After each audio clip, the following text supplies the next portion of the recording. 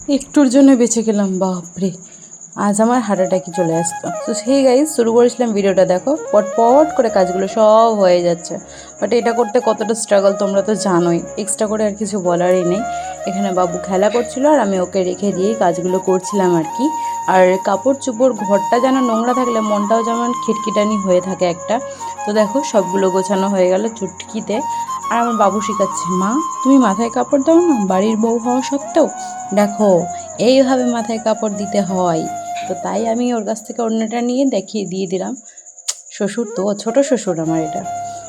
যাই হোক মাথায় কাপড়টা দিয়ে দিলাম। এখন চলো দেখি কতক্ষণ ওই মাথায় কাপড় দিয়ে কাজটা করতে পারি আর কি।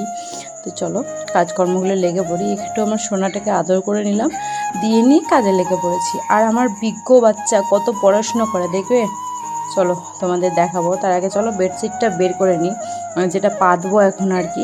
দুদিন পর পরই চেঞ্জ করতে হয়, হিসু তো অলরেডি আছে আর তার উপরেও নোংরা হয়ে যায়। দেখো এই মহাপণ্ডিত এখন পড়তে বসবে। চলো আমি বালিশের কভারগুলো চেঞ্জ করি। আরও পড়তে বসবে, এখন পড়াশোনা করুক। ওই কি সুন্দর একটা একটা একটা করে পেজ পাল্টাবে আর পড়বে।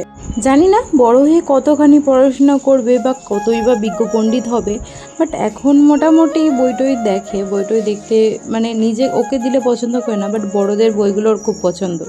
চলো, আর আমাদের বিছানার অবস্থাটা দেখছো, এরকমই শহর বিছানাতে একটা মাত্র কমফোর্টার বা কিছু একটা, কমফোর্টার বলছি সরি, ওই কি বলে না গদিগুলো থাকে।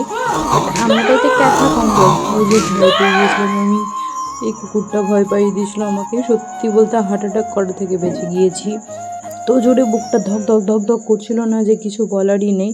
সত্যি প্রচুর ভয় পাই আমি। আমি যদি জানিও আমার পাশে কেউ দাঁড়িয়ে আছে, তাতেও আমার ভয় লেগে যায়, জানো তো। তো চলো বাবুকে নিয়ে ওর মামা গেল, আর ততক্ষণ আমি ঘরটাকে ক্লিন আপ ভালো করে পরিষ্কার করে নিই। আর এখন ও কিছুক্ষণ ওখানেই থাকবে। আর যেহেতু আজকে শনিবার ছিল, তো তাই একটু মানে যেহেতু জ্যৈষ্ঠ মাসের প্রথম শনিবার ছিল, তো তাই একটু ভালো করে ওই কী যেন একটা ভিডিও দেখেছিলাম, তো সেই মন্ত্রটাই জপ টপ করার আছে আর কি। তো চলো ঝটপট করে বিছানাটা ক্লিন করে নিই। আর এইসব করতে করতে আমি অনেকটা ক্লান্ত, ভাবছি একটু ঘুমিয়ে নিই। চলো ঘুমিয়ে নিই একটু। ঘুম হয়ে গেল। চলো কাজকর্ম শেষ, এবার একটু ফ্রেশ করব ঘরটাকে, দিয়ে নিয়ে যাব নিজে ফ্রেশ হতে। দেখো কতগুলো কাপড় বেরিয়েছে আর কি, এগুলো আমাকে আবার কালকে কাচতে হবে। তো দেখো পরিষ্কার কমপ্লিট। এখন যেই ড্রেস পরবো সেটা বের করে নিই, তারপর যাব স্নান করতে। আমার শোকেসটাকে ইগনোর করো, হ্যাঁ প্রচুর মেশি তো আমি জানি। ভুল করে বাইরের লাইট অফ করে দিচ্ছি। যাই হোক চলো ঝটপট সান্দানো হয়ে গিয়েছে। এখন সন্ধ্যার প্রদীপটা জেলে নিতে হবে। তার আগে সিঁদুর পরবো একটু, কারণ আমার এই সিঁদুরটা প্রচুর গুঁড়ো গুঁড়ো ঝরে যায় কেন জানি না। কম দামি সিঁদুর 5 টাকা দাম, হয়তো বা 10 টাকা দামেরটা নিতে হবে। আর এটা কেন পরি জানো, এই যে ঠাকুরকে প্রত্যেক মাসে মাসে দিত, তখন থেকে যাই। আর এতগুলো সিঁদুর তো বলতে হয় না আর কি, তো তাই আমি পরেই ফেলি। দেখো এখন সন্ধ্যাটা দেওয়া কমপ্লিট, বাইরে ঘরে সব জায়গায় প্রদীপ দেখিয়ে নেব। এই মশা জ্বালাচ্ছে খুব।